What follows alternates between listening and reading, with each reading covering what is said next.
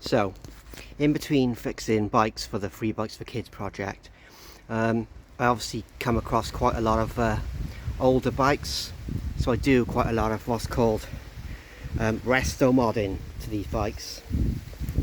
And somebody asked me the other day a bit about resto-modding.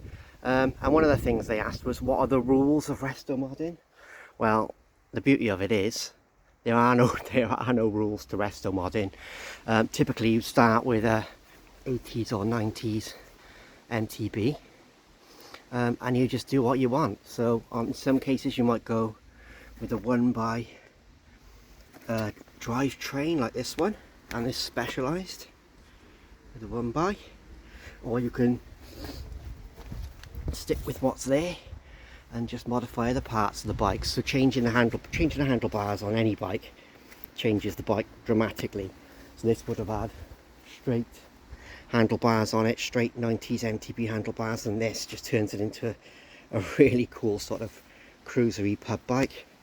You can obviously go down the drop bar route like I have on this Ridgeback, which gives it sort of gravel vibes and makes it actually quite useful for that. Again, these bars were off like a shopping bike, like a lady's shopping bike, and I've just turned the angle down a bit on them to create a sort of, you know, sort of cafe racer sort of look with the big seat. Again, it's got single speed on it, and then the red tyres. All these bikes, by the way, are dirty because they get used, so sorry they're not all immaculately clean, but I just thought I'd... Oh, and then the old school pedals. Pedals is a big thing. You can go all kinds of directions with pedals on these bikes. This one's got a modern sort of clipless setup. You can go for the old DMRs like these two. But yeah, there are no rules to it. This bike here, this semi-tatty looking specialised rock hopper, is one of the best riding bikes that I own, and it's just daft. You know, it's got one brake, it's got these On1 OG handlebars, which are really cool bars, and they're not expensive. They're about 30 quid retail, and you get this back sweep, and that back sweep totally transforms the handling of the bike. It really makes it into a lovely riding position, because these bikes were stretched out, and this kind of brings the bars back towards you a bit.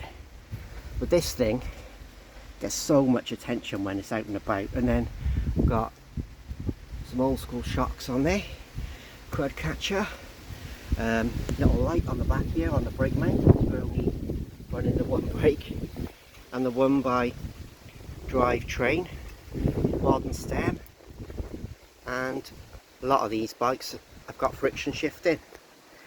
What else have we got? We've got the Saracen. These are more extreme bars. These are On1 bars again, but these are called Molly Morks, and these are almost a speedway bike sweep. So you can see the sweep on that one compared to that one. This one comes back a lot further, but again, super comfy riding position. Gone a bit all out on this one. Ran with the purple and pink, and took it to the extremes really, but that's what resto-modding's all about. And then you've got the Tamwall tyres. This one's got a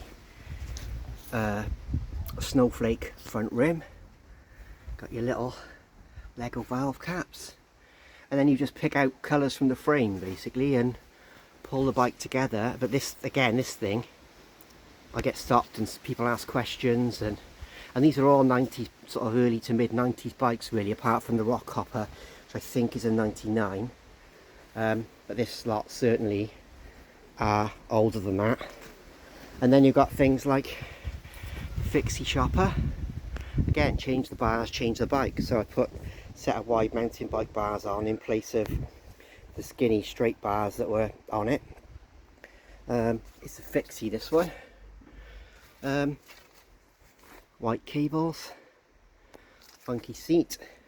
Yeah, it's just a case of doing what you want. So when it comes to the rules, there are no rules really with resto-modding. That's the whole point. You end up with a bike that is uniquely yours, but is also very rideable. So like each of these bikes could be a commuter, Could do a little bit of light off-road duties, you know, canal paths, light trails, that kind of thing. They can still be used as mountain bikes like the Specialized and the Gary Fisher. It's still such a good mountain bike, that Specialized. It's a lovely thing to ride, and as you can see from the muck on it, I've ridden it loads this summer, as I have with all these bikes. The Plan Racer Fire XCs, old school tyres on there as well. But yeah, there's not a set rule. I always tend to start with the handlebars, because then that gives you an overall look of what you're going for. Like this one was very much about the sort of cafe racer look with the bars, and very similar with this one as well. And I was really pleased, because when my mate saw it, one of my mates saw it, the first thing he said was, "Oh, it looks like a cafe racer." And I was really chuffed with that, because that was the look I was going for. And then you can go beach cruiser. Look at the old, this is all stuff from parts bins, you know, so you can just use whatever parts you've got lying around. This one uses a stem adapter to go from this old style sort of quill stem to a modern stem and bar combination. So that's another option which opens up possibilities. But yeah, there's no right or wrong. You just do whatever you want with a Restomod. That's the beauty of it. It's your own sort of, your own interpretation really. We'll start off with your 90s mountain bike, change the bars maybe, see what that does to the bike, and then go from there really and see what theme comes out of it. But there are the rules of Restomod. There are no rules to Restomod. So yeah, do what you like.